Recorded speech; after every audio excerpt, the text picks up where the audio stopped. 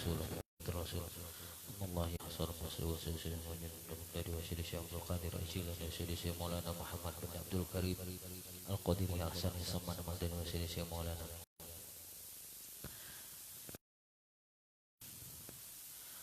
Abu Syabir Muhammad Arsyad bin Abdul Al-Manjari Mangsuli Wafurud Wasyid Syekh Maulana Muhammad Sidna Abdul Rasul Murabil biasa Syekh Habib Hasan Bahar Mangsuli Wafurud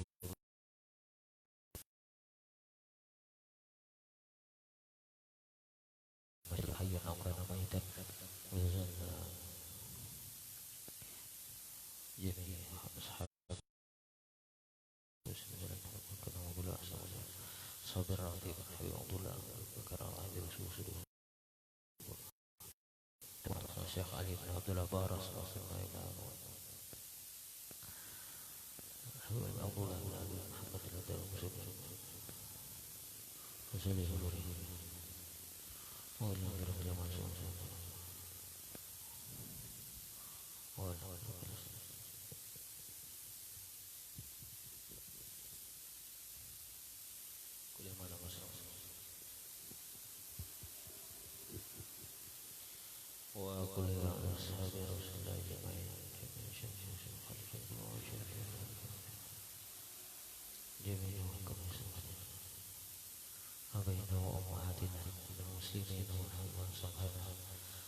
سابقا حاضر معنا في هذا المجلس الشريف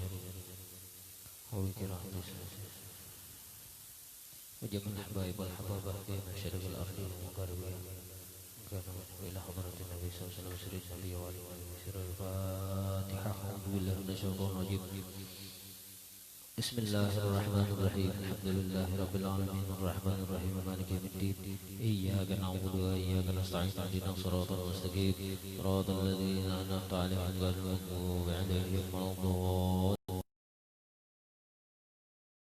الرجيم بسم الله الرحمن الرحيم ياسين والقرآن الحكيم إنك لمن المرسلين على صراط مستقيم تنزيل العزيز الرحيم تنذر قوما ما أنذر آباءهم وهم غافلون حق القول على أكثرهم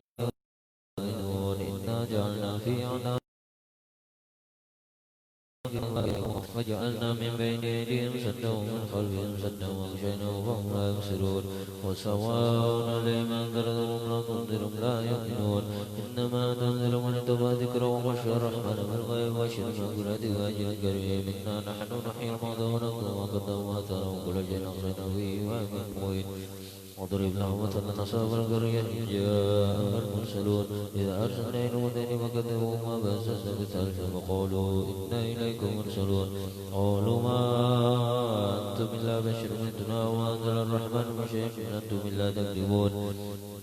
قالوا ربنا يعلم إنا إليكم لمرسلون وما علينا إلا البلاغ المبين قالوا إنا تطيرنا بكم لئن لم تنتهوا لنرجمنكم ولمسنكم منا عذاب أليم قالوا طائركم معكم أن ذكرتم بل أنتم قوم مسرفون وجاء من أقصى المدينة رجل يسعى قال يا قوم اتبعوا المرسلين اتبعوا من لا يسألكم أجرا وهم مهتدون وما لي ألا أعبد الذي فطرني وإليه ترجعون أتخذوا من دونه آلهة يردن الرحمن وبدر لا تغني عني شفاعتهم شيئا ولا ينقذون إني إذا لفي ضلال مبين إني آمنت بربكم فاسمعون قيل ادخلوا الجنة